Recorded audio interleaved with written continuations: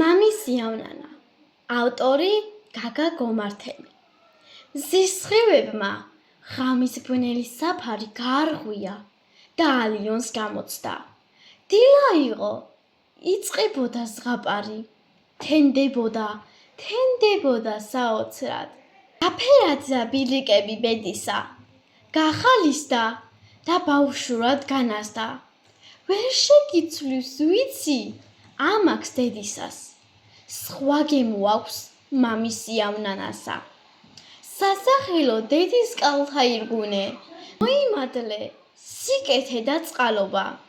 დაკარგული სიმშვიდე დამიბრუნე, დაგილოცავ საქართველოს ქალობას. ვარდის დარად გშობა წუთი სოფელმა, გავხარ მინდორს გვირილებით გადაშლის. სხვა რა გთხოვო ბედნიერმა მშობელმა, მასე ირნე შენი სულის ბაღნარში.